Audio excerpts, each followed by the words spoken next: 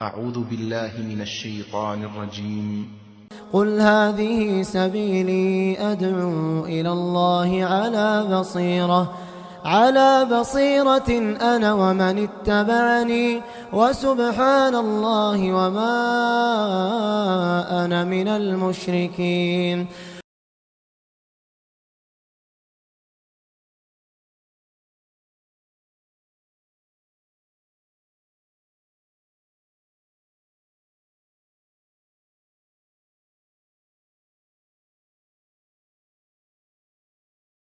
إن الحمد لله نحمده ونستعينه ونستغفره ونعوذ بالله من شرور أنفسنا ومن سيئات أعمالنا. من يهده الله فلا مضل له ومن يضلله فلا هادي له، وأشهد أن لا إله إلا الله وحده لا شريك له، وأشهد أن محمدا عبده ورسوله. أما بعد فأعوذ بالله من الشيطان الرجيم. بسم الله الرحمن الرحيم. يا أيها الذين آمنوا اتقوا الله حق تقاته ولا تموتن إلا وأنتم مسلمون.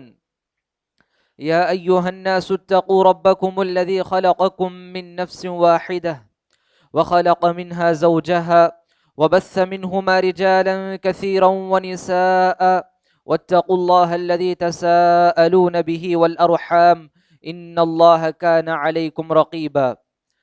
يا أيها الذين آمنوا اتقوا الله وقولوا قولا سديدا يصلح لكم أعمالكم ويغفر لكم ذنوبكم، ومن يطع الله ورسوله فقد فاز فوزا عظيما.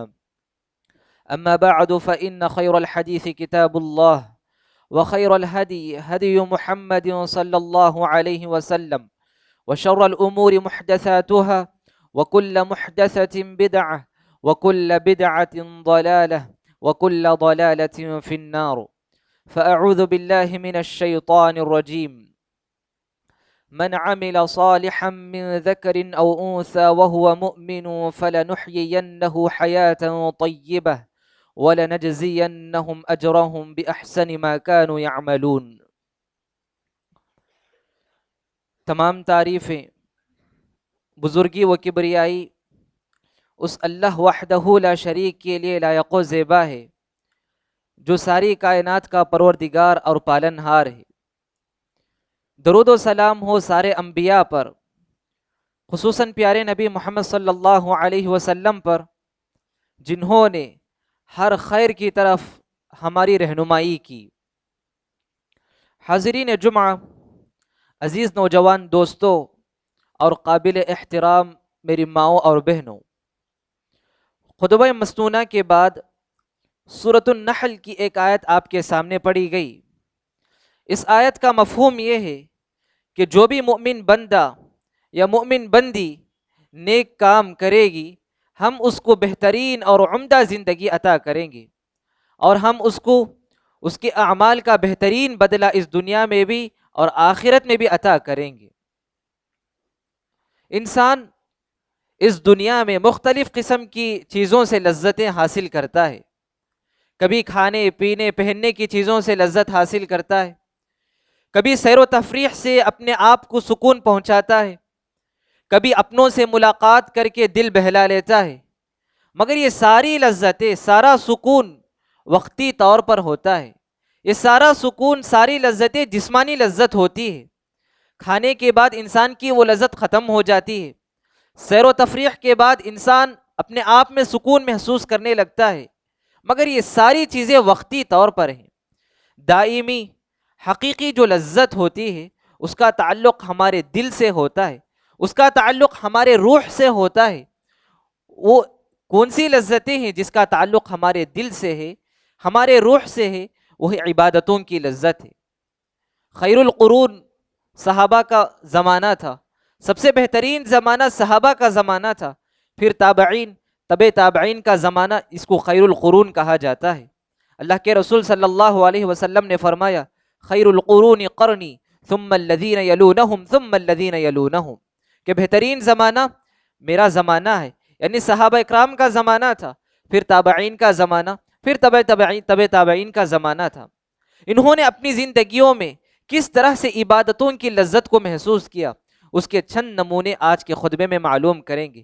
میں آپ کے سامنے آج 3 اہم عبادتوں کی طرف اشارہ کرنا مناسب سمجھتا ہوں، جس کے ذریعے سے ہماری زندگیوں میں حقیقی لذت محسوس کر سکتے ہیں، ہم حقیقی سکون محسوس کر سکتے ہیں۔ انہی عبادتوں میں سے ایک اہم عبادت ہے نماز۔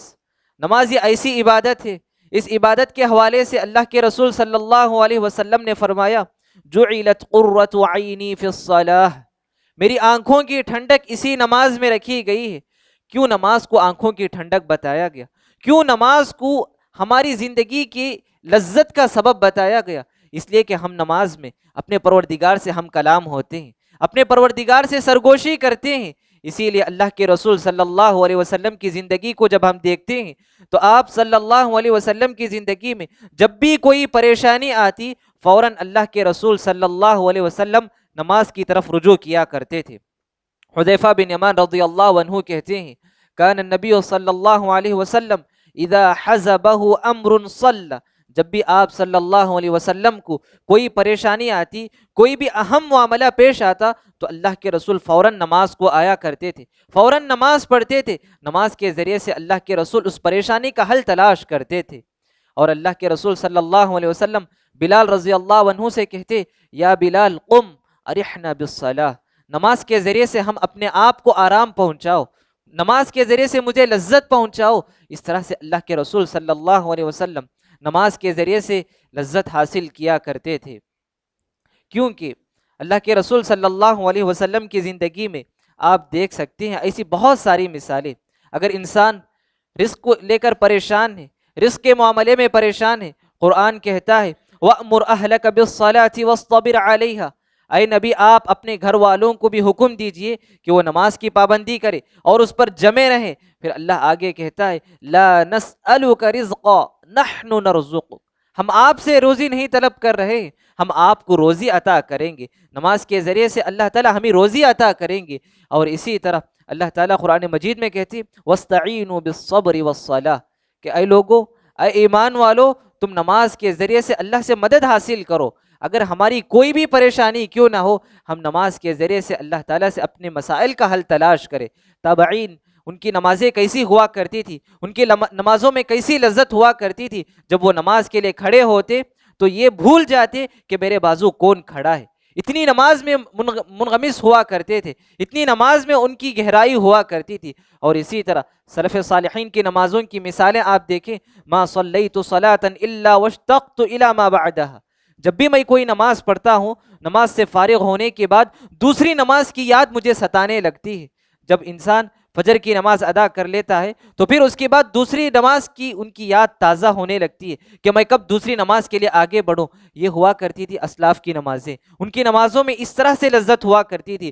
دوستو آج ہماری نمازوں عبادت نہیں بلکہ عادت بن چکی ہے، بس عادت بن چکی ہے۔ ہم نماز کو آتے ہیں، نماز ادا کرتے ہیں، پھر چلے جاتے ہیں، مگر ہماری نمازوں میں کوئی خشوع نہیں، کوئی لذت نہیں۔ اس نماز کا کیا فائدہ ہے جس نماز میں کوئی لذت نہ ہو؟ اس نماز کا کیا فائدہ ہے جس نماز میں ہمارے اندر کوئی خشوع خضوع نہ ہو، جس نماز کے ذریعے سے ہماری زندگی میں کوئی تبدیلی نہ ہو؟ اس نماز سے ہمیں کوئی فائدہ ملنے والا نہیں۔ اور اسی طرح سے ایک اہم عبادت جس کے ذریعے سے ہم اپنے آپ میں لذت محسوس کر سکتے ہیں، وہ ہے قیام اللیل کی عبادت۔ رات میں اٹھ کر نماز پڑھنے کی عبادت یہ بہت دشوار عمل ہے۔ رات میں کسی بھی وقت بیدار ہو کر نماز پڑھنا، اللہ تعالیٰ کی عبادت کرنا بہت دشوار ہے، مگر جس کو بھی اس نماز کی لذت مل جائے پھر اس کے بعد کوئی اور لذت اسے نہیں مل سکتی، کیونکہ قیام اللیل کی لذت ایسی ہے کہ صحابہ اکرام رضوان اللہ علیہم اجمعین میں سے ابو الدرداء رضی اللہ عنہ تہجد کی نماز اپنے ساتھیوں کو لے کر پڑھا رہے ہوتے ہیں، اپنے ساتھیوں کے ساتھ تہجد کی نماز پڑھ رہے ہوتے ہیں، 1/4 حصہ نماز میں پڑھتے ہیں۔ نماز ختم ہونے کے بعد وہ سارے ساتھی ان سے کہتے ہیں لقد خففت بنا اللیلہ، آج کی رات تو آپ نے بہت مختصر نماز پڑھائی۔ 1/4 حصہ نماز میں پڑھانے کے باوجود بھی وہ کہتے ہیں کہ آپ نے آج کی رات بہت مختصر نماز پڑھائی۔ سبحان اللہ، دیکھیں جس کو بھی قیام اللیل کی لذت محسوس ہو جائے پھر اس کے بعد دنیا کی اور کوئی لذت اسے محبوب نہیں ہوگی، کیونکہ قیام اللیل کی لذت کو پانے کے لیے ہمیں چاہیے کہ ہم رات طویل عبادت میں گزارنے کی ضرورت نہیں، اس کے لیے ہم بتدریج ابتدا کریں۔ ہو سکے تو ہم شروع کریں عشاء کی نماز کے بعد 2 رکعت پڑھ کر سو جایا کریں، پھر اس کے بعد رات کے آخری پہر میں کبھی اگر موقع ملے تو اٹھ کر نماز پڑھے۔ تو اس طرح سے بتدریج ہر روز ہم 2 رکعت ہی کیوں نہ صحیح اس سے ہم ابتدا کریں، پھر اس کے بعد قیام اللیل کی لذت کو ہم محسوس کر پائیں گے۔ اور اسی طرح سے ایک اہم عبادت جس کی وجہ سے ہم اپنی زندگی میں لذت کو محسوس کر سکتے ہیں وہ ہے قرآن مجید کی تلاوت۔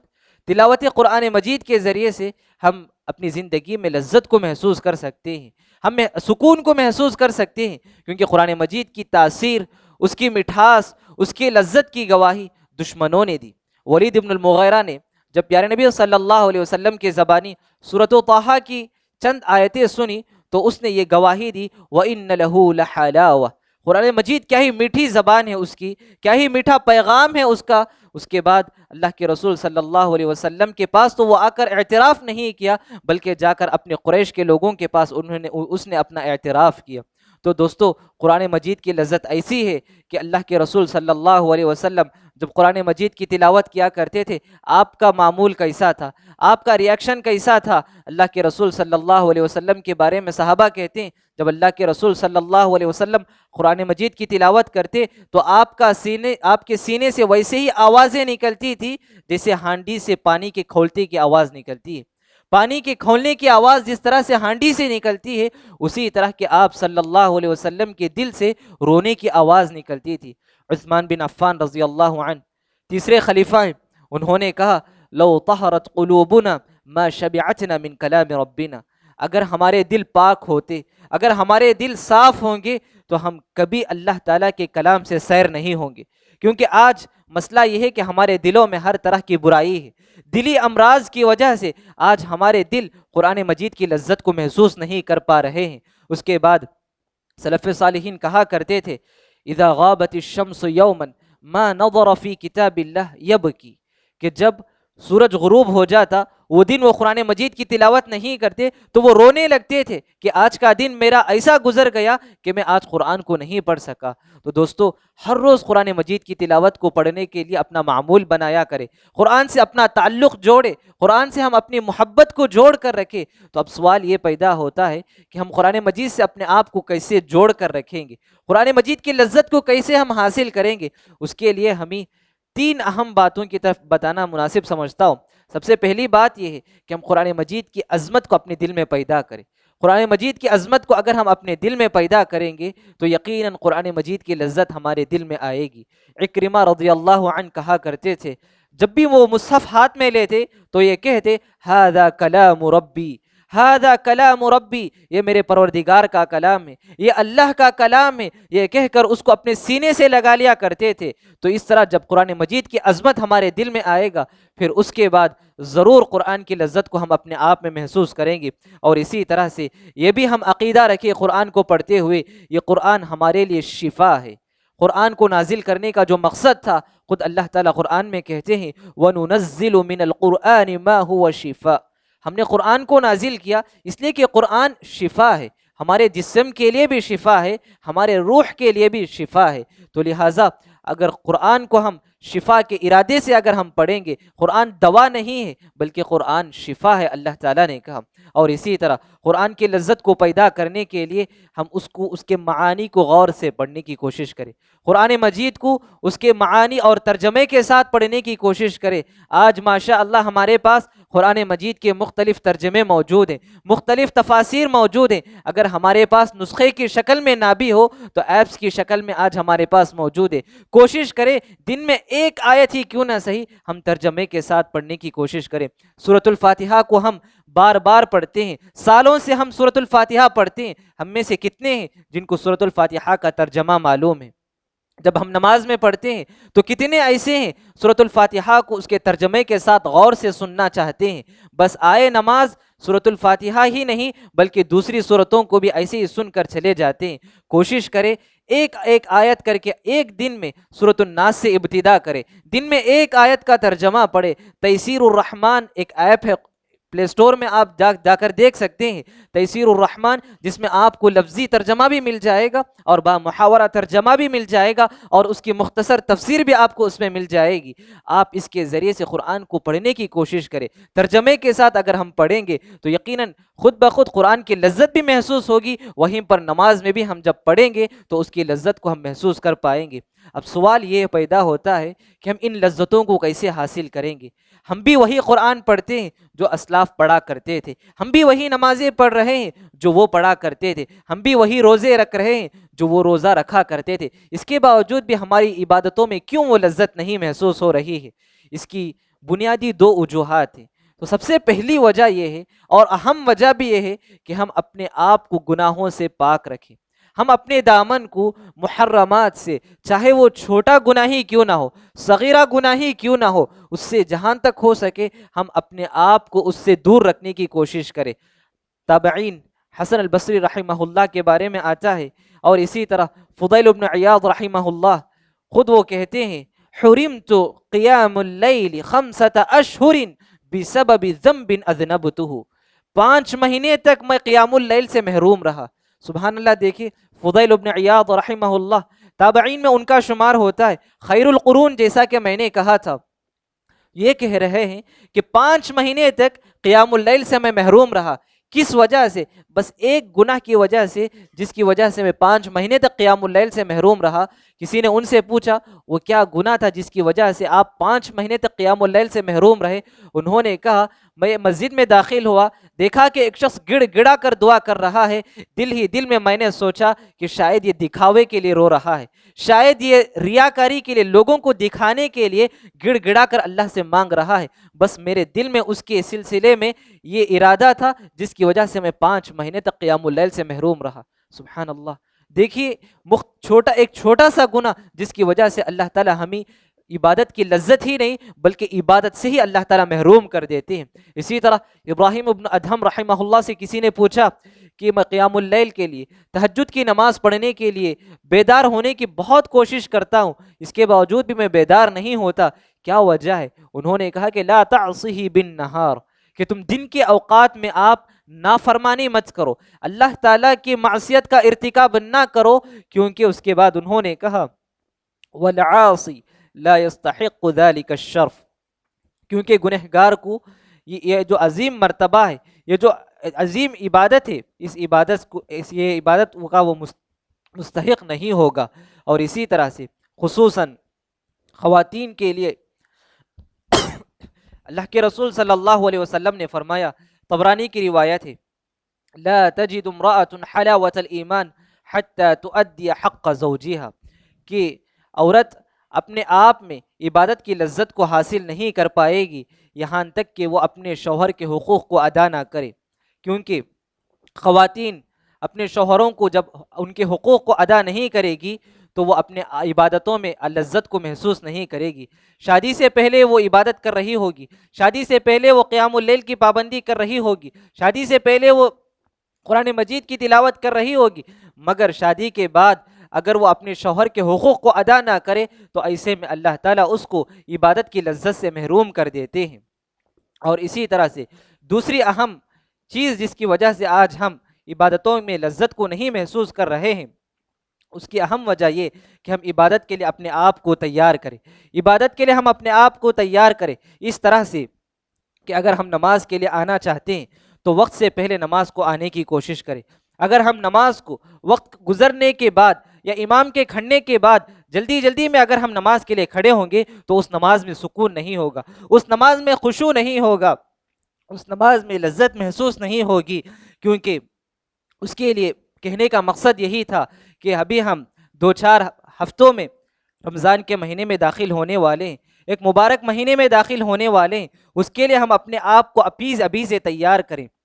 سلف صالحین کہا کرتے تھے شہر شعبان شہر القراء، شعبان کا مہینہ یہ قراء کا مہینہ ہوا کرتا تھا کہ وہ اس مہینے میں وہ قرآن کی تلاوت کیا کرتے تھے۔ صحابہ کہا کرتے ہیں اللہ کے رسول صلی اللہ علیہ وسلم شعبان کے مہینے میں اتنا روزہ رکھتے کہ ہم کہتے کہ اللہ کے رسول اب روزہ نہیں چھوڑیں گے، تو لہٰذا ہمارے پاس ابھی وقت ہے کہ ہم رمضان کے لیے اپنے آپ کو ابھی سے تیاری کریں، کیونکہ گزشتہ سال جب رمضان کا مہینہ داخل ہوا، ہم میں سے بہت سارے لوگوں نے بہت ساری منصوبہ بندی کی، بہت ساری پلاننگ کی کہ ہم اس مرتبہ قرآن مجید کو ختم کریں گے، قیام اللیل کی پابندی کریں گے، پہلے صف کی پابندی کریں گے، مگر جیسے ہی سستی کی وجہ سے، غفلت کی وجہ سے ہم وہ سارے کام نہیں کر پائے۔ جب رمضان کا آخری ایام ہونے لگا تو بعض لوگ شرمندہ ہوئے، بعض لوگ رونے لگے کہ ہم عبادت نہیں کر سکے۔ لیکن اللہ تعالیٰ نے ابھی ہمارے لیے، میری اور آپ کی عمر میں اللہ نے برکت عطا کی، ابھی ہم رمضان کے مہینے میں داخل ہونے والے ہیں، بس ابھی سے ہم عبادت کی تیاری کریں۔ اگر رمضان کا مہینہ شروع ہونے کے بعد اگر قرآن شروع کریں گے تو وہ حقیقی لذت کو محسوس نہیں کر پائیں گے، اس وقت قیام اللیل کی لذت کو محسوس نہیں کر پائیں گے، تہجد کی لذت کو ہم محسوس نہیں کر پائیں گے۔ لہٰذا کوشش کریں کہ ہم عبادت کی لذت کو اپنے آپ میں وقت سے پہلے اس کو پانے کی کوشش کریں۔ اللہ تعالیٰ سے دعا ہے کہ اللہ تعالیٰ کہنے والے کو کہنے سے زیادہ، سننے والوں کو سننے سے زیادہ عمل کی بھی توفیق عطا فرمائے۔ اپنے ہر اعمال میں اس کی حقیقی لذت کو پانے کی کوشش کرے، کیونکہ نماز، قیام اللیل، قرآن مجید کی تلاوت، یہ ایسی عبادتیں ہیں جو اہم عبادتیں ہیں۔ ان عبادتوں کے ذریعے سے ہم اپنے آپ میں لذت کو محسوس کریں، ہم اپنی زندگی میں سکون کو محسوس کریں، اطمینان کو محسوس کرنے کی کوشش کریں۔ اللہ تعالیٰ کہنے والے کو کہنے سے زیادہ، سننے والوں کو سننے سے زیادہ عمل کی توفیق عطا فرمائے۔ آمین۔ اقول قولی ھذا واستغفر اللہ لی ولکم ولسائر المسلمین من کل ذنب فاستغفروہ انہ ھو الغفور الرحیم۔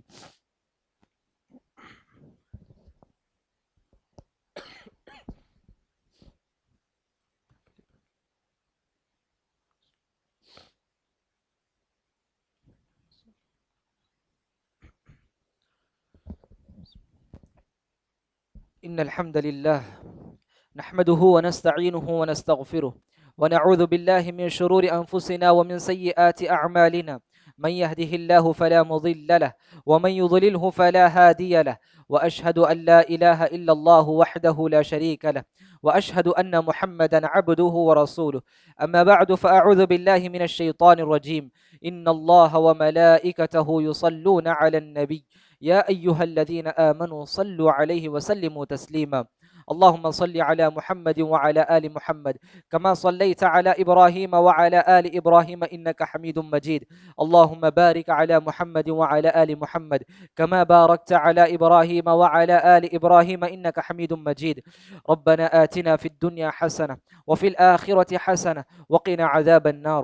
ربنا لا تزغ قلوبنا بعد إذ هديتنا وهب لنا من لدنك رحمة إنك أنت الوهاب. اللهم يا مقلب القلوب ثبت قلوبنا على دينك، ويا مصرف القلوب والأبصار صرف قلوبنا على طاعتك. اللهم آت أنفسنا تقواها وزكها أنت خير من زكاها، أنت وليها ومولاها. اللهم إنا نسألك الهدى والتقى والعفاف والغنى. اللهم إنا نسألك الهدى والتقى والعفاف والغنى. اللهم إنا نسألك فعل الخيرات وترك المنكرات وحب المساكين. اللهم إنا نعوذ بك من الفتن ما ظهر منها وما بطن. آمين. عباد الله، إن الله يأمر بالعدل والإحسان وإيتاء ذي القربى وينهى عن الفحشاء والمنكر والبغي يعظكم لعلكم تذكرون. اذكروا الله الجليل يذكركم وادعوه يستجب لكم، ولذكر الله تعالى أعلى وأولى وأجل وأتم وأكبر، والله يعلم ما تصنعون.